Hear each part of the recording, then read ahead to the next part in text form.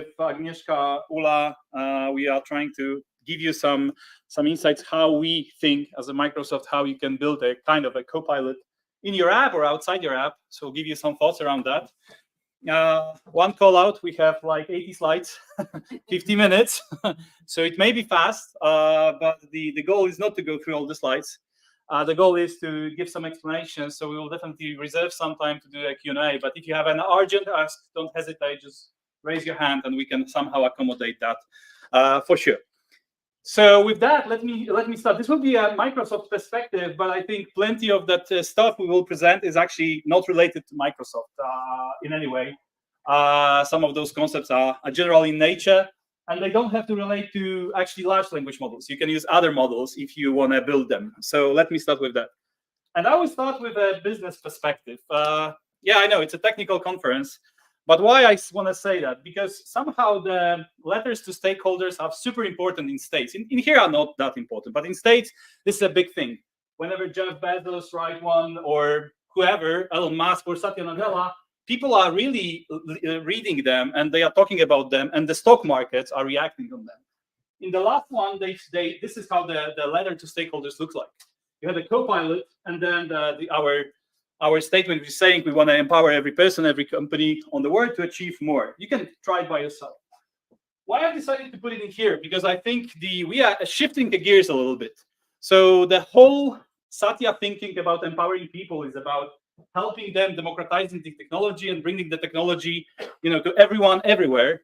And we think that the Copilot is something which is helping you. You are the pilots, and this is the technology which can assist you. So this is how we think about that. And in that letter, I found another interesting example. So on one hand, he said, hey, it's amazing how this kind of technology is helping folks in the San Francisco or Bay Area to create some crazy technical stuff. But also, and this is something to acknowledge, and how this technology can help the farmers somewhere in India to help them understand languages. In India, you have plenty of languages. Not everyone is speaking English there, although it's a formal language of India. And he said, I really like those cases when with that technology, we can help those who are not, relying on the technology as much as we do, right?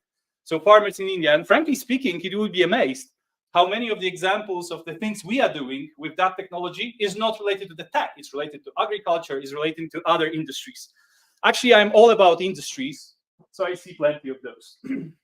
But let's start with this Copilot thingy. So everybody are talking about Copilots. Nobody's talking what those Copilots are. So instead of showing you some, let me bring you some definition. So it's not that complicated. It has to be simple, otherwise people will avoid them. So we think that the Copilot in a nutshell are two things. That's it, only two things. One is the UI, is the user experience, is the way you interact with the machine, with the technology, with the AI, what have you, right?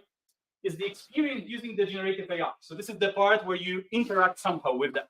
And the other part is the data and the processes which can help you as a human to do some cognitive complex tasks potentially. So this is a general thingy, but I think it's super important. Then let's get back to some details. What we think the Copilots are, they're usually communicating with the language, natural language, as this is the easiest way we can communicate with any machine potentially. And we've been talking about talking to computers for many years, right? In 80s, we've been saying basic is like English, right? You can work using basic with computers. I know some of the friends in here are not that old as me, so you don't even know what basic is probably. So let's move to the 90s. Then we thought, okay, C# will be the way to talk about it, Java, what have you. Again, we've been thinking that this is the way to communicate. So now maybe we could communicate using our natural language, not necessarily English, which is an important part of that stuff. We could automate. Frankly speaking, on many conversations I'm doing with the partners, whenever they are talking about the hype, about the magic, about everything, I'm saying there's no magic. It's automation, it's optimization, it's optimizing repetitive tasks you guys have. So it's all about that. If you think about in a nutshell what those technology can offer you, is all about doing the same things, but easier, cheaper, easier, what have you, or at least doing them, because some of those require a lot of effort. They have to be grounded. I mean, the Copilots have to be grounded. I mean, you all know that working with the bare model, any kind of a model, any kind of statistical model, GPTs are just one of the examples, will always generate some kind of hallucination, will always generate some kind of bad data, bad answers, and whatever. And it's by design. Let's be honest, it's by design. Models are great to generate something, but they are not great in generating something they understand is true or it's grounded. So that's why we have to ground those in the context of your process or the data of your org. And the last one, which is not that often yet, but it's coming, Copilot potentially could do some actions. So not only they can assist you to tell you to automate something, but also they can tell you, okay, you like it, dear human. Yes, I like it. Okay, I can do that for you, potentially, right? And this is what is a big area of exploration for us as well, how to automate the things. Some other characteristics we have seen in here, and I don't want to go very deeply with those, but maybe one thing is the last one. The value of all of that stuff is only where you do something repetitive, easier, cheaper, in a better way, or potentially you can explore new ways of doing some tasks. And let me show you a couple of examples of what we think is a good idea of bringing the Copilot. Is it the best? Probably no, but let's see those.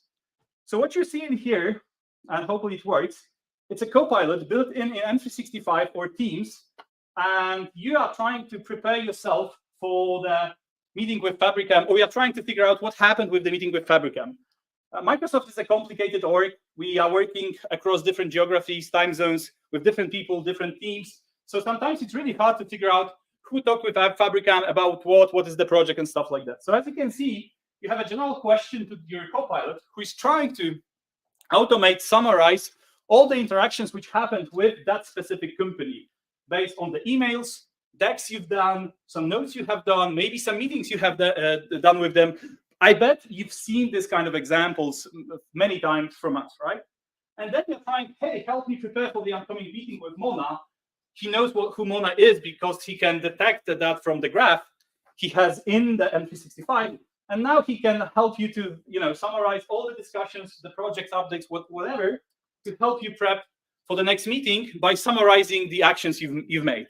So as you can see, it's not magic. It's actually helping you do the same task you could do, but in a way easier, potentially faster, cheaper way, right? So this is one thing how the Copilot may look like. And now you can say, hey, but this is only limited to M365. Not really, you can extend it, but I'll not talk about that much right now. Let's see another one, and hopefully this will be quick again. And this is something we are thinking how the Copilot in Power BI or Fabric can look like. So think about, you have the data of your company, and now you want to interact with the data without specifying exactly, without knowing how the structure of those data look like. So you're trying to specify some report, which will have to summarize some customers, some sales, of course, or some interactions with those customers. And after a couple of seconds, it may take even longer, you'll get some kind of report which was generated based on the data analysis this guy has done and based on the understanding of the data it has in behind. We haven't finished that project yet. It's in private preview for some customers. We are working on that, and I can tell you, under the hood, you have to translate somehow natural language to kind of the query, which will figure out which tables you want to use, build some joins between them, bring the data back, visualize them, and maybe add some context. It's not an easy task. Lots of frameworks, which Agnieszka and Ula will talk about later on, are trying to solve for that. But in general, this is very difficult task to solve for. And if anyone is saying, yeah, I've seen the demo on the GitHub when the guy is doing that in 15 minutes, yes, usually those demos have 3 tables in behind. So that's not complicated if you have 3 tables, right? How many combinations of 3 tables queries you will have, right? So this is another example. As you can see, we've been interacting with the data. We've been interacting with the outcomes of that data. There are other ways you can interact. Probably you already have seen how the GitHub Copilot can behave. This is actually an old video, but you can see that you can ask for the code. You can ask to document the code. You can, from the comments, generate the code. But you can actually use that kind of capabilities to debug the code and write the unit tests. So as you can see, almost the whole software development lifecycle could be changed, infused with that technology to help you be more effective. And I know, everybody wants to be more effective, but actually what we figure out is not only about the effectiveness, it's about the happiness. How many times you've been screwing that you cannot solve the problem for many hours, and after you've solved it, you said, I love programming, right? And before, I hate programming. So this is actually this, how we can have those cycles of I love that my job to be more often, right? So, okay, just a glimpse, 3 of those. And don't be scared.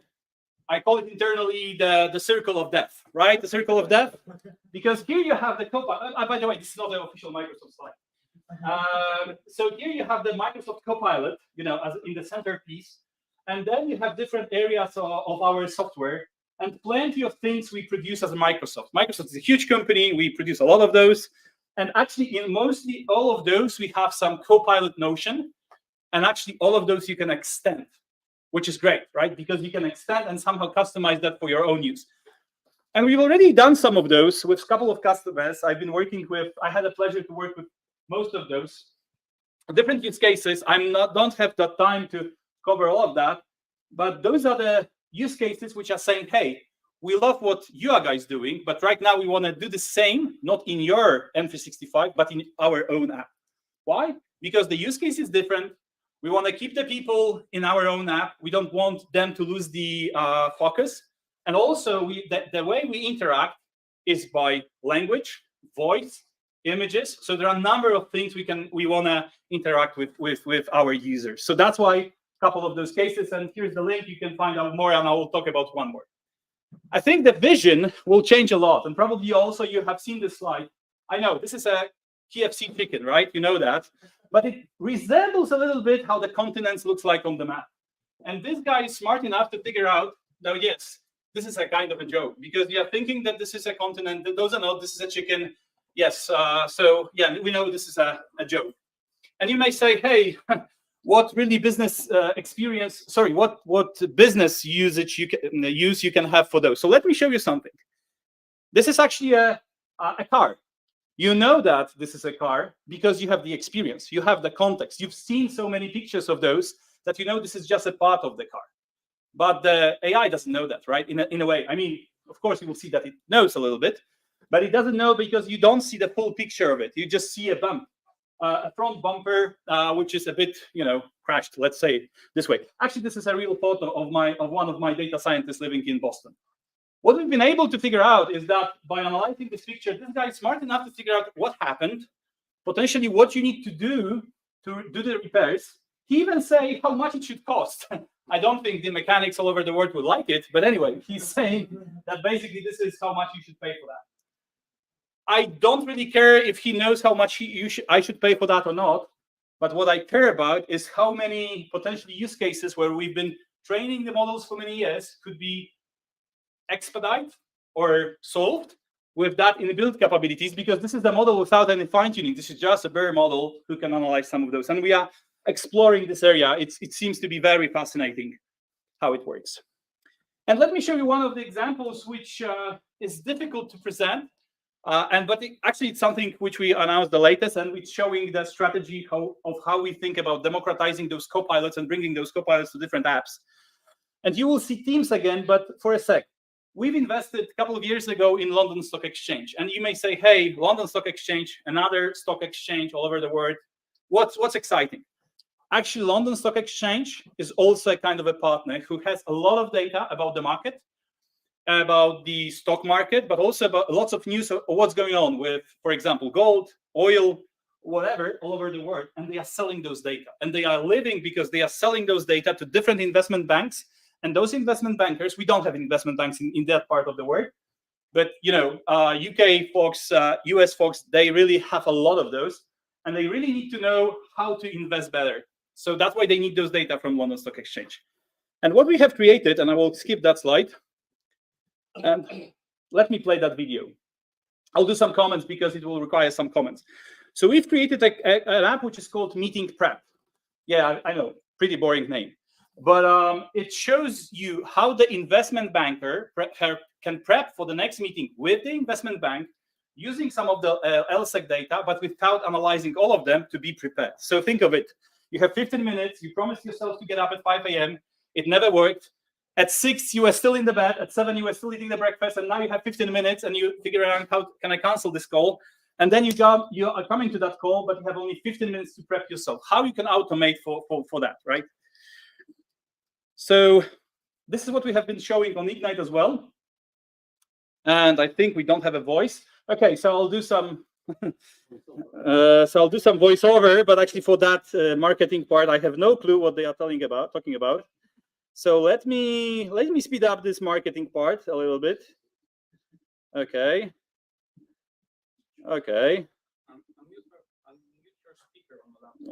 Yeah, but that may create a lot of confusion. So let's see. Meeting preparation for financial services with a focus on investment bankers. It is powered by generative AI, Microsoft Cloud for Financial Services. It has safe news, data.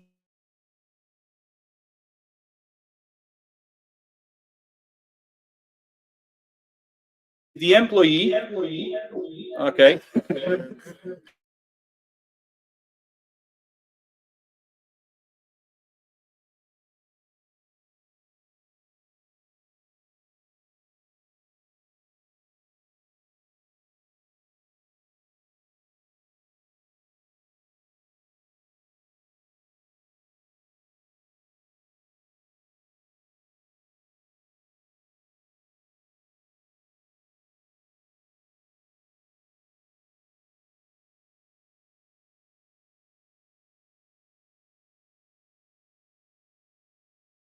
It's not impressive at all. But actually, no, it will not work. Okay, but actually, under the hood, we are analyzing a lot of data sources, and here you can see how many of those we're analyzing, over 200, to bring some insights about what Fabrica is all about. So she's trying to understand, okay, they are talking about the ESG. So maybe this is the area which Woodruff Bank want to invest in, and maybe I want to help them by helping understand those investments. So let's play the video again.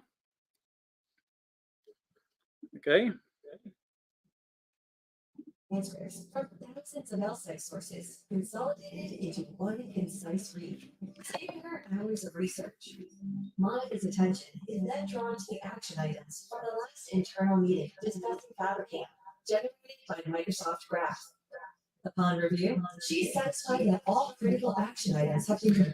I think we hear a lot of noise. Anyway, I don't think playing that with the voice brings any value, because you hear the other sound. But what we are trying to say is basically we could do all of those analysis, get the essence of that, analyze that through different angles, like newses, financials. We will see financials data, and all of the data are already there. You can analyze them as a human. But how much time you will spend reading 200 articles, and how much time you will spend reading just a summary of 4 which were chosen for that specific use case? So I will send the link. You can watch that demo later on and see, and really dive in to see what kind of details we are sharing with that type of the consultant. So in my part, you see some kind of a quick intro, what the Copilot is, how we are thinking about those Copilots. You haven't seen a lot how do you build your own, but this is where Ula and Aga will get you in. And you saw some examples of the customers who are building this on their own, and some of those who are extending what we have as a company. And with that, I will pass over to Aga to talk more about the. Okay, let me solve clicking the slides. Let me try to do it. Okay, yeah, it works. Thanks, Michał.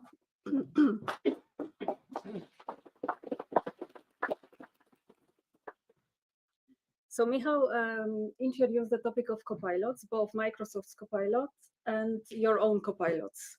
And I would like to go one step further and discuss some of the key decisions that you should think about when starting a project that consists of building your own copilot. And I summarize that in this slide. Obviously, I just have like 10 minutes, so I will not be going through all of these aspects. Also, some of them will be covered by Ula afterwards, for example, prompting. But let me focus just on the most important aspects visible here. We've done quite a bit of these projects already. I mean, projects which are based on our LLMs, which use Azure OpenAI. And what we can observe is that there are a few topics, a few questions that come to us again and again. And I would like to focus precisely on these topics in order to creative sensitivity, that these are important decisions that you might want to devote a bit of attention to. Okay, first of all, Azure OpenAI is not the only AI resource on Azure, of course. And this may seem obvious, but it's important also to keep that in mind. And although we are integrating, and when I say we, I mean Microsoft, Microsoft is integrating this landscape quite a bit. You might also think about which resources it makes sense to use on your project. So we have Azure OpenAI, but of course we also have, for example, Azure Machine Learning. Ula will be talking about the prompt flow, which was first launched on Azure Machine Learning, which offers you a lot of other models apart from Azure OpenAI, a lot of open source models, Hugging Face models, etc. There are more than 1,000 of models that you might want to use on there. Then you also have low code that you may want to leverage. For example, Power Virtual Agents, which have been developing like crazy in the last month. So even if you don't want to code, you don't have to. You can leverage what is there using low code or even no code at all. What Michał talked about. So the Copilots that are products that are already created by Microsoft and are integrated, are delivered to you packed as out-of-box products. Okay, but let us go to the next topic, the use cases. Well, obviously, selecting the use case is the foundation of your project. And it may seem banal, but it's important to select a use case that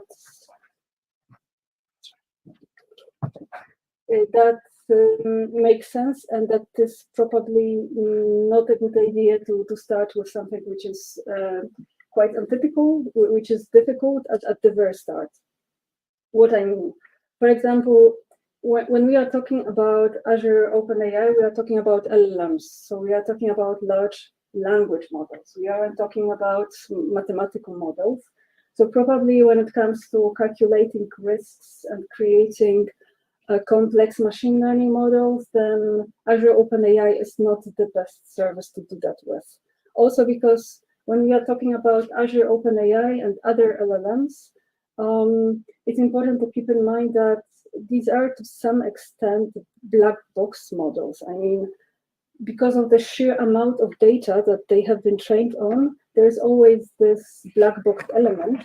And in some cases, you don't want to have that. You want to have a clear, complex, but clear mathematical formula that you can adjust when you need, and that you can compare with another mathematical formula.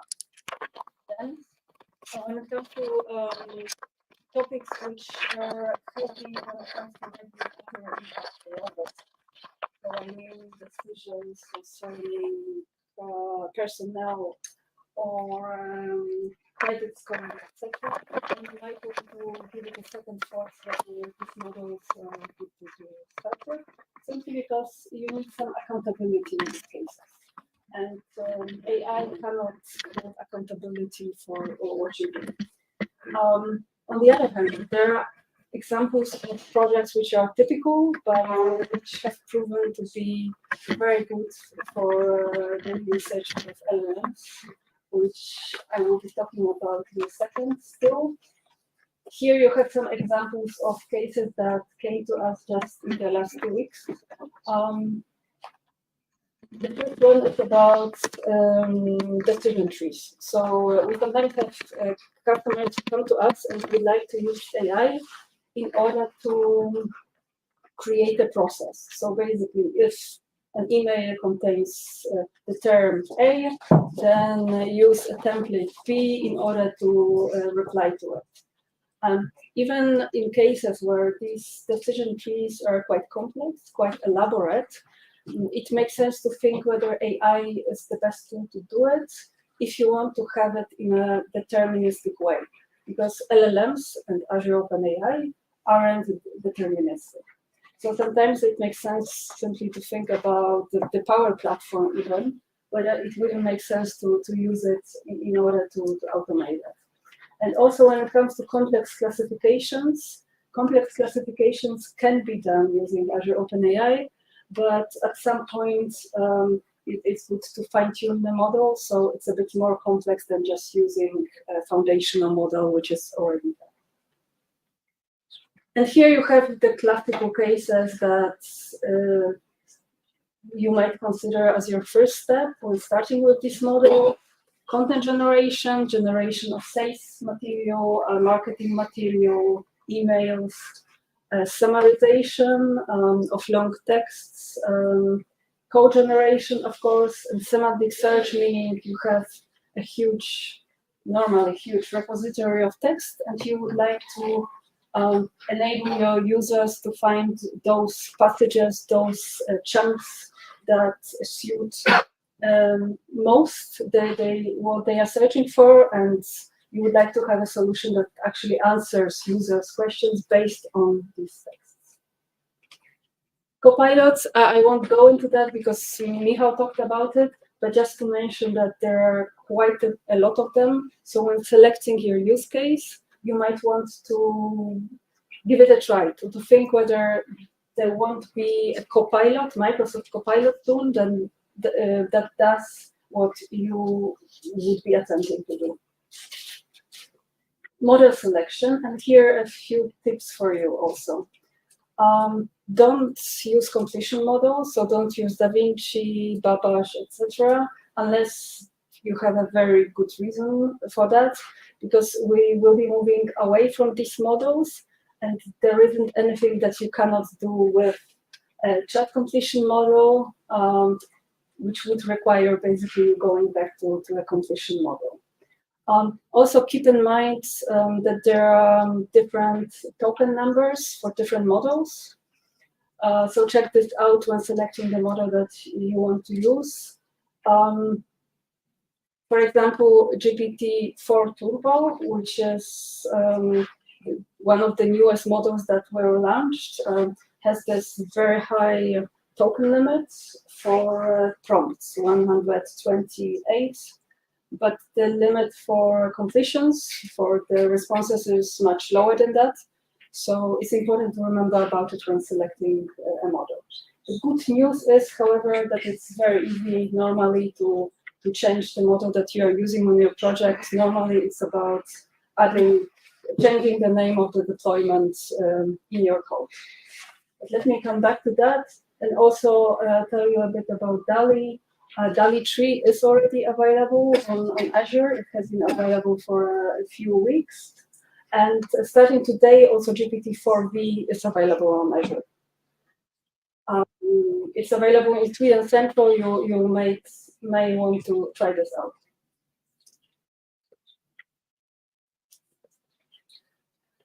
And don't forget that there is also Whisper on Azure OpenAI, which is a text speech transcription translation model, which is quite good.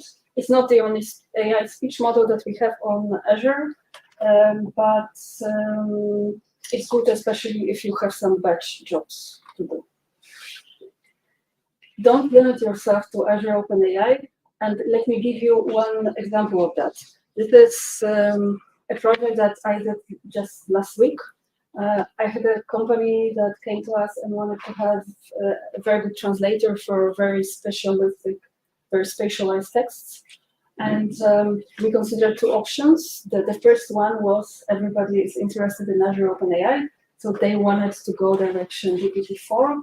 And we started working on that, and it works. GPT-4 is simply incredible when it comes to translation. At the same time, when you want to integrate it, when you want to avoid the token limit from limiting you, and the project was about very long text, then it takes a bit of time to develop. On the other hand, we also have a ready-made out-of-the-box Azure AI translator, which you might want to consider, which keeps the formatting of the text, of the PDFs even. So maybe using this ready-made solution suits your needs. Second, governance is another aspect that you may want to keep in mind. I won't go through that. I would just mention that we have several of these reference architectures that have proven themselves as being useful. So, and they are all available in our documentation. And choosing a framework, this is the last aspect that I would like to mention to you before I give over to Ula. Do you need a framework at all? Well, no, you don't. And I've built some apps without using any framework at all. Let me show you one. I built an app for myself simply to increase the efficiency of my daily work and added some integrations, some plugins in order to for my chatbot to answer questions concerning the recent events, for example, what happened in the last months. If the chatbot was connected just to GPT-4, it wouldn't be able to do so because it was trained on data that ended, I think, in 2022 or 3, depending on the version. It's perfectly possible to add such plugins without even using any framework. However, you might want to use a framework because it's handy. You can add a lot of plugins. You can work with them in an effective, efficient way. You have clarity over which plugin will be used. You can sometimes also decrease the number of tokens that you need during an API call when using frameworks. And different frameworks such as LangChain, Semantic Kernel, AutoGen have their own peculiarities. When you select the one that you would like to work with, you might want to consider the language that you feel most comfortable with. For example, Semantic Kernel is most developed for .NET. LangChain is excellent also for Python. So let me show you what plugins look like in Semantic Kernel. It's like this. So they were previously called skills. They are now called plugins, but they do the same. Essentially, they define some kind of skill that Semantic Kernel should do for you, that the app should do for you. AutoGen is another framework which I personally love. It is based on this agent approach. You create agents and can create quite a bit of them, including your proxy. So an agent that represents you. Here you have an example of one task given to your agents and how it's solved. So basically you ask your agents to find articles, papers that on a specific topic. And so what they do is that they start to converse, they start to exchange information with each other in order to fulfill the task. And it's impressive, really. They first decide to download some library and install some library in order to be able to find this information. They have some problems with that, so they exchange even a bit more, but the output is correct. At the end, you have exactly what you wanted to have. So you have the summaries of the articles that you are interested in. And the last sentence, if you might also consider that we as Microsoft, but also other companies and the community publishes a lot of repositories, GitHub repositories that are available to everybody, and which can speed up your process of development of new solutions based on LLMs. And the more flexible you are when it comes to choosing the framework, the easier it may be for you to find a repo that suits your needs. Okay, and thank you.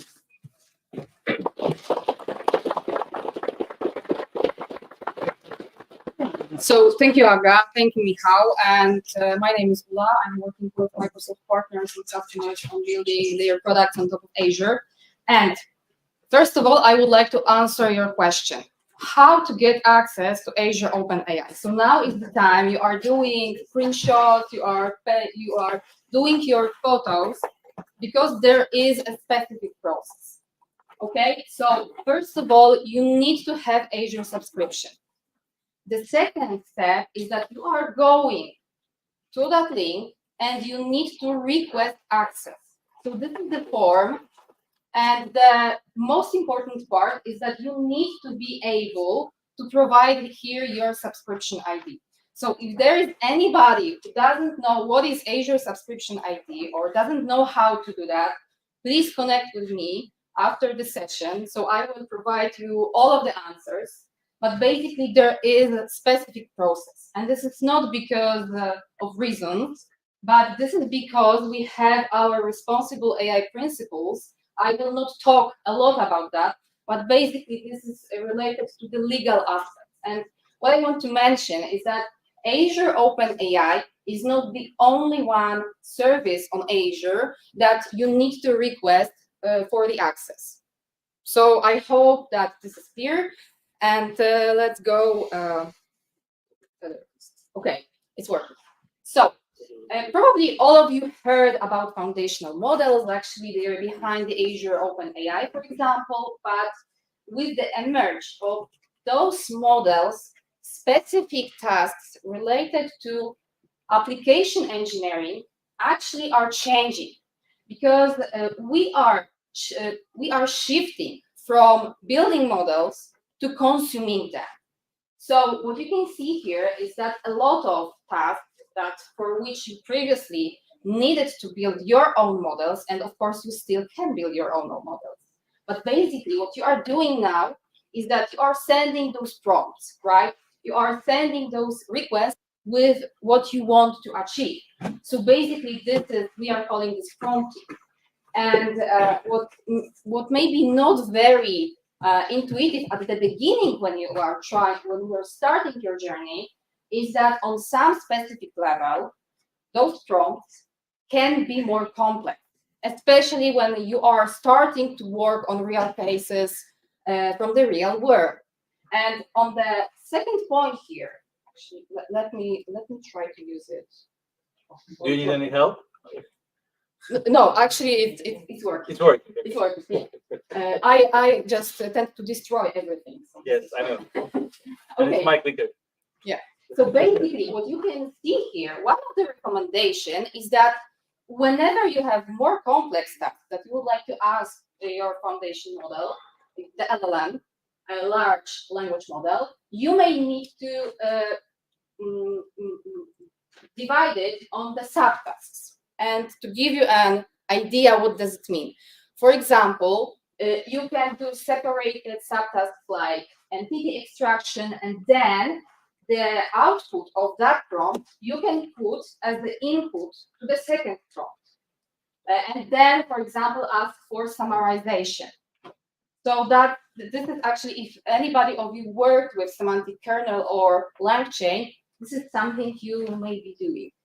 Another example, very popular, is that whenever you have too big text for the, which is beyond the token limit for the input, you would like to divide it on the chunks, and then, for example, summarize in that case a specific chunk, and the output provide to the next prompt. So what I want to say is that prompt engineering can be complex and normally starts to be complex. And this is development, although we are developing in natural language. And it's tricky because, okay, we are working with models. We are building code, so we would like to be able to somehow work with ops related to the code. And a few years ago, when we started to build more machine learning models, there were established frameworks, best practices, blah, blah, blah, about machine learning ops, machine learning operations. So what I want to show you here is that we already, Microsoft, but also people who are doing this, there are already established tools, ways, best practices, frameworks. So whenever you would like to be expert on that, you can learn it because there is knowledge. And the process of building machine learning models, then to put them on the production and have those cycles on the enterprise level is complex. I want you only to remember that this is complex. But what is very important now is to understand that, okay, we may learn how to do MLOps, how to bring machine learning models, which we built into the production, but how to do this with LLMs. So now we are in the era of LLM ops. And this is important to understand that we cannot just take the MLOps best practices and give them to the LLM to the LLM engineers who are building applications, because there are several differences, as you can see, regarding who may be the audience, or what type of assets we would like to share with each other, right? Or especially what type of metrics we would like to establish to be able to understand where we are in the process of building this software. And of course, we are switching from building models from scratch to consuming the models. So because of that, we now need to establish new processes which are specific to large language model. Like, for example, we also can have those 3 phases, which I just showed you, but basically those steps here are different. And it means that we need to have different tools for that, because traditional machine learning tools will not support this. So for example, we would like to identify, of course, business case, but then we would like to modify the flow. We would like to, the flow, I mean those chains of prompts, right? We would like to test them on the different variations of the variants, because, for example, when we are prompting, we are putting the parameters like temperature or p-value or something like this. We would like to evaluate those prompts. So also the process is a little bit different. And for that purpose, there is an open source library which is called Prompt Flow, and it is pre-integrated with some of the Microsoft tools. And one of those tools, which was announced on the Ignite, is Azure AI Studio, not the old one, but the new one. And actually what you can see here is that with this prompt flow, you are able to see how the prompt flow looks like, the flow of your prompts. You are able also to edit code and so on. And this is now also general available in the platform which is called Azure Machine Learning. To have Azure Machine Learning, you need to have subscription, and you need to deploy that on your subscription, and you do not need to request for that. So basically, the most important part here is that if you are using this in Azure AI Studio or Azure Machine Learning, you have this interactive process. You have interactive way of verifying what are the results, of understanding what you can do better in your prompts when they are more complex. And let me just go directly to this. So this is the screenshot from Azure Machine Learning. And basically what you can see here, there is a visualizer. There is a way, actually this is here. When you open the Azure Machine Learning Studio, you are able to put parameters here. As you can see, what is very important is that you are able to run this, but there should be also button. Maybe it's not visible on that screenshot, but basically there is a button for deployment and for evaluation. So you can bring your data sets, annotated data sets with different variants, and run all of the flow. What I also want to mention is that not every engineer loves to work with drag and drop tools. So because I said this is open source library, every engineer can open this in your preferred way, work directly from the coding perspective. So what I can say here is that we see YAML file, which is the flow DAG YAML file, which is the definition of the flow, and there are plugins, there are specific concepts here. But this screenshot is taken from Visual Studio Code, and actually what you can see here is that there is a part in VS Code thanks to which you can visualize this with Visual Studio Code. This is not the screenshot I made, but this is the screenshot I made. And what I want to show you, especially to those of you who are building code, is that with prompt flow, you are able to debug flows. And this is something engineers love, because whenever you have more complicated prompting flow, you would like to catch on the specific state of the application what is actually happening, for example, in this step. And you are able to see the outputs. You are able to see exactly what was the output from the previous flow, from the previous prompt. So that's something we love. And this is very close to the end of what I wanted to show you today. You have time. Ola. We have time. We have time. So let's spend on the questions. We can take another 45 minutes. No, I'm kidding. No. I No, can. really, no, we have I time. Ola, no, for real. We have 15 minutes until 8, and with So questions. okay, selection. so I will just finish the few Please, thoughts, yeah. and then we can have discussion, of course, about the whole presentation that we, the Sure. three of us provided. There are those principles of responsible AI, which I shared at the beginning, and this is not only to the prompt flow. This is related to all of the AI suites which Microsoft provides to you.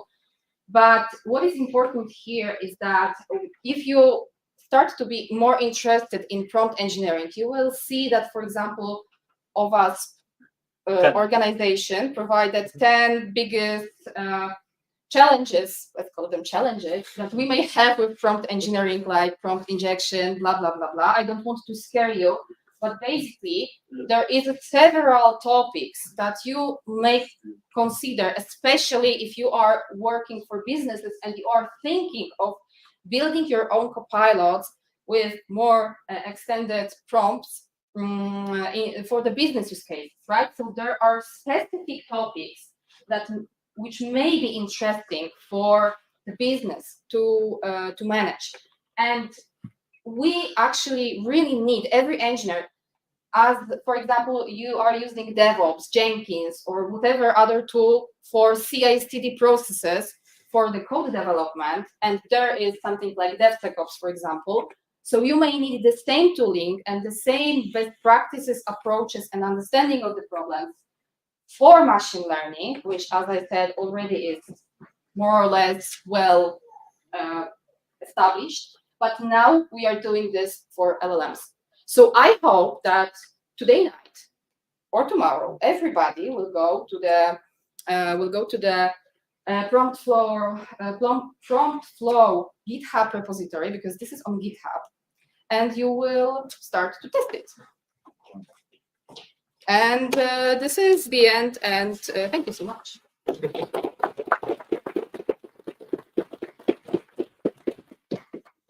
So we have like 12 minutes to answer any questions, guys, you may have to any part of that presentation. But I think there's one more thing we should say. Actually, we haven't shown you one thing at the end of that, all of that. Let me look for one slide. But yeah, please ask any questions you may have for now. And I'm looking for something I want to show you briefly. Oh yeah, I have it. Yeah, that's true. Oh. So we've said we will tell you how to build your own Copilot, and we haven't touched upon that. You may blame me. I was the one who was figuring out what was the name of the presentation. So actually, we've been talking about different components. I was trying to bring you to the basics, what we think the Copilot is, and in a nutshell, you can say it's a user experience with some plugins to access the data. But of course, it's more. So on the last May conference in the build, it was almost a year ago, we said, hey, if you want to build a kind of Copilot, when we are looking into what we've built internally as our Copilots, you have to keep, have some of those components. And actually, we've been talking about that. Of course, you have some infrastructure on this cloud, other cloud. Anyway, you have to have some foundational models, and it's probably not a one model. In many cases, and Ula was talking about that, Agnieszka was talking about that, you'll probably use more than one Because one will be big to do some generated tasks, some other will be smaller to do some classification tasks, other will be specific to tackle specific tasks which are not that, where LLMs are not that well in doing those. Then, okay, so we have this foundational piece. Then we have the orchestration, or you can say the operating system of the whole Copilot. So this is like a backend. He needs to understand what you are talking about, so you have to understand the prompt. He probably needs to filter that, add the meta prompt, so something which will tell your Copilot how to behave, what tone of voice to use, how to curate the answer, what language to use, stuff like that. Then you have to ground the stuff. You have to ground this in your data, because using the raw LLMs is like asking yourself to do a failure, right? And They don't. Can I give a Yeah, comment? go ahead, sure. Because everybody with whom I am working is the first thing they are thinking about is that, okay, so let's fine tune model with our data, right? Sure, why not? Why not? Because you cannot sometimes. So now after the Ignite, it was opened, but basically if you can, it can cost a lot, but this is not the only reason. The most important reason is that probably you will not achieve what you want to achieve with fine-tuning. And this is actually the normal thinking of the AI engineer who is building machine learning models. Like, okay, so if I would like model to know something, I should fine-tune this, retrain, transfer learning, blah, blah, blah, blah. But with LLMs, we have, why isn't it working? No, it's fine. It's fine. We have there is a specific pattern which is called retrieval augmented generation. So is there anybody who doesn't heard about that? Okay, so thank you. What it means is that you are not retraining model, which is here. You are providing knowledge base, which is here, and you are building prompts, maybe not the only one prompt, but more prompts, and this is where you will have prompt flow, to transfer, to translate somehow, to play with what user actually asked, and this is the orchestrator, this is the part which was on the... Exactly, this is the server where the app is actually deployed, and here, for example, you have LangChain, here, for example, you have semantic kernel, blah, blah, blah, blah. Here you have your .NET, C#, Python, blah, blah, blah, blah, blah, application, Java. And then, for example, what you can do is that you can, to your knowledge base, provide data. You can annotate those data with additional features that may be important. Even you can use this, because this is Azure AI Search, as a vector database. Showing the live language model. Here you have a search. Oh, sorry, here. So here you have your database. It may be in the form of the search. It doesn't have to be the form of search, but that's easier. It can be whatever. And this is the model asks. Yeah, and what you are doing here is that you are asking additionally your knowledge base or knowledge bases for the content, and then you are providing all of that to the language model, for example, to summarize this. And it's working. It's really working. And maybe what's also important to mention here is that you may have here multiple language LLMs, not only on Azure, on multiple clouds. It doesn't have to be LLM. Exactly. So, yeah. So this is the right, but it's very simplistic version of it. It can be more complicated, and actually everything which you have seen in here is actually this one piece. Sorry. Okay, now I'm lost. Where are my slides? Sorry. Oh, no, it's fine. It's fine. Yeah. I think this is one.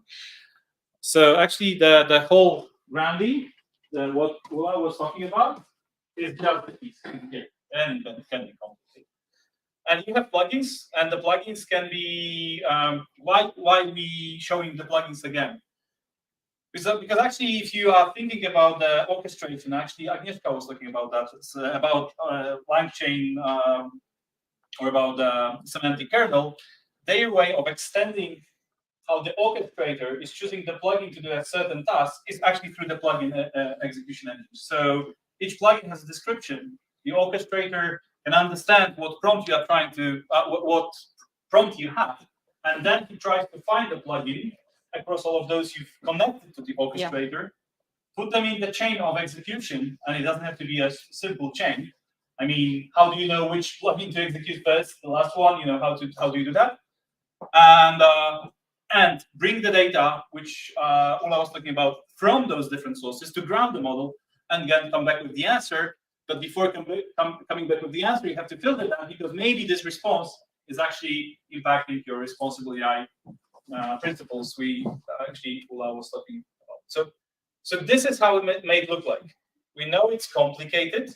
So if you are building that in your own app, what you can do is actually use some of those tools Ula mentioned. And Agnieszka mentioned, right? So using AI Studio or Copilot Studio, what have you, to build that easier a little bit. And actually in those tools, you will actually build that part. You will not build the UI.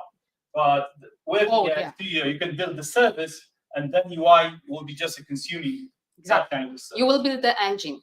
And if you are lost, that means you were listening. Of course, it sounds easier than it is in practice. So it's it's not like a 5 minutes job, but we're trying to make it. And now we can come back to questions. Exactly. We still have several minutes, so maybe there are any questions. Yes, yeah. So let's say that we have the solution already, the solution that is working on the lag chain and on some interfacing. And it's accessing some kind of OpenAI service, and I want to put it on Azure. How does LangChain is comparable to the prompt flow? The prompt flow is a replacement for LangChain, or will it work with LangChain? LangChain is not LLM ops tools. LangChain is for prompting, for chaining prompts but inside your engine. So this basically this is also something that you presented in the prompt flow, that you are chaining different prompts and testing the results of the prompt. So the prompt flow is not for deployment into your. This is not for deploying it into your engine. Okay. Because when you are building code with LangChain or with semantic kernel, this is part of your engine. Prompt flow is rather something like Jenkins for the code. So for example, if you're building application, you are not deploying Jenkins into the engine of your application. You are using Jenkins to help you manage the operations around building the code. So for example, I didn't point to that, but on the screenshot there was place where you were able to connect to the LangChain. Okay. So for example, you can, part of the prompt flow can be your code in okay, so I understand that. The prompt flow is something that will allow me, for example, to do the continuous integration of some kind of exactly kind of continuous integration for LLM for building. Yes, exactly. Maybe during the next break we can show the film and show it. Absolutely. And actually, it's great that you're asking, because this is confusing when you are just seeing this. For me, that was also confusing, and the best way for me to understand the difference was to start playing with this. Okay. Maybe let's take them. I have a question regarding this response filtering, because I can imagine that they can be some issues with performance or accuracy. And what approaches do you propose to touch this topic for? So to start with, So there are two answers to your question. One is that this somehow parts of that responsible AI pieces are already embedded in the Azure OpenAI. So some people are asking, what is the difference between OpenAI and Azure OpenAI? Same models, different implementation. I can talk for a couple of minutes about that, but let's leave that aside for a sec. So yes, you have some capabilities in build, but to have those capabilities, we have to save for some time the prompt and the completion to actually analyze those and to give you the wording side you are impacting those. If you don't want to do that on our side, you can do that by yourself. And actually, yes, it will add some additional call to your validation. But frankly speaking, taking into consideration how long it is sometimes to get the answer in the real app from a real big model, I wouldn't care if you add a couple of milliseconds to do the prompt filtering. When it comes to the accuracy, that's the other part of the game. That's why what you could use in this AI studio, there is something which is called content safety filtering, and you can configure that and say, okay, if this will go above this layer, I don't want to, come back with that answer to the user, but I still want to save it, maybe to check if this was really something which was impacting my responsible AI. So either you can use your own method, or you can use whatever we have built and use for that. But I wouldn't care about that much really when it comes to the latency. Actually, you will see a bigger latency with the model itself, I would say. But if I didn't answer your question, then we can talk about either way. Okay. Go ahead. I have a follow-up question. In your solution for the filtering part, do you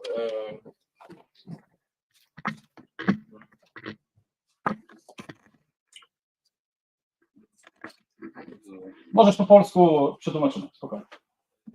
czy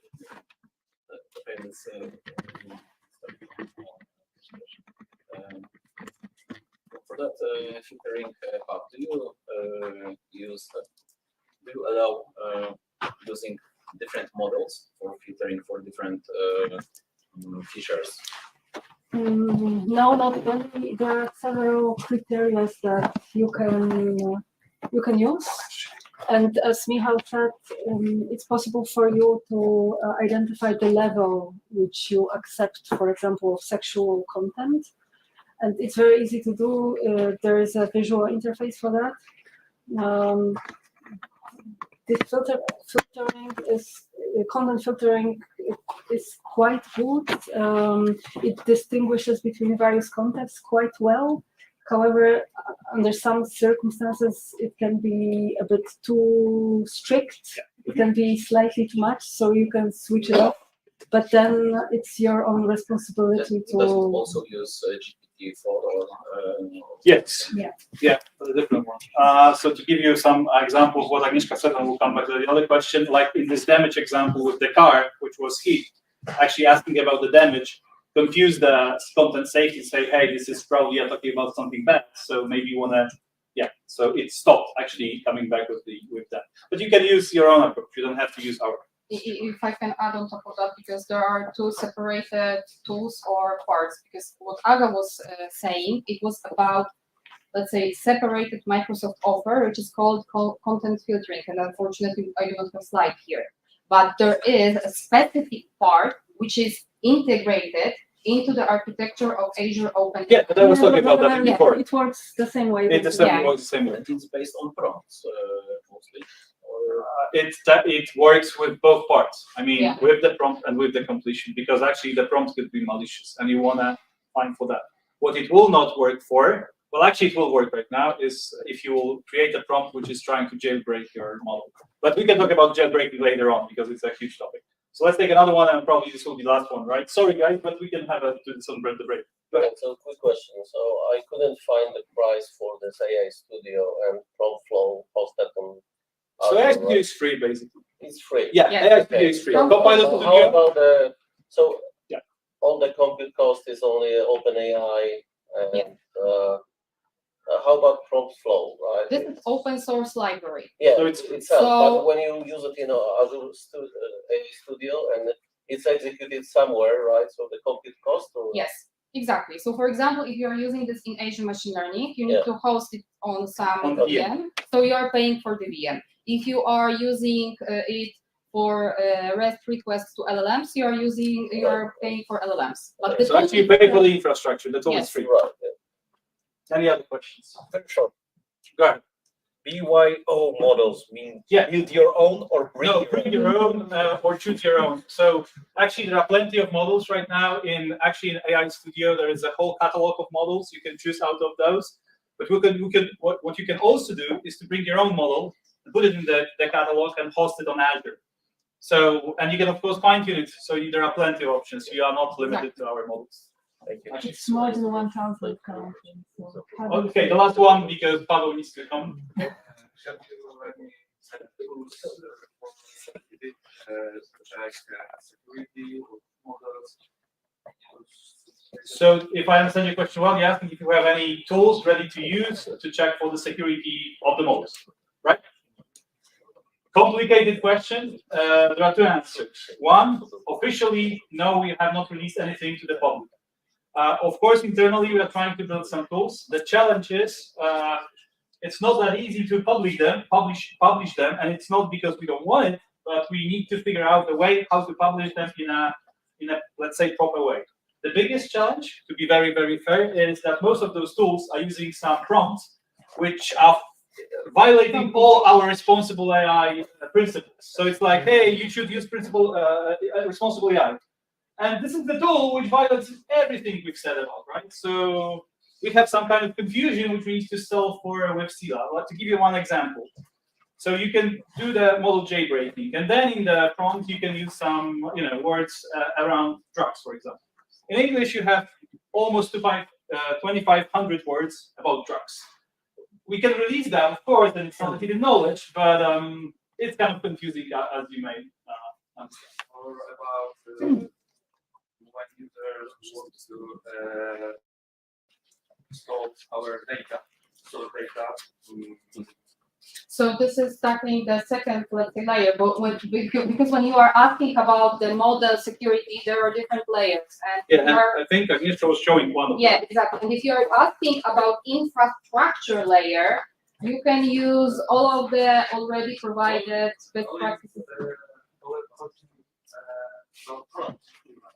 Because this is way to take a source. So yes, and that's maybe a reason why you should not just open to outside your source with data, right? So this is something that I am always recommending. If you, for example, would like to build chat for the open audience, open to the internet, so maybe you should not allow anybody to have direct prompt sent to your database where you have data that cannot be shown outside. Okay, I think we need to cut in here, but we're happy to talk more, during the break. So Paweł, thank you.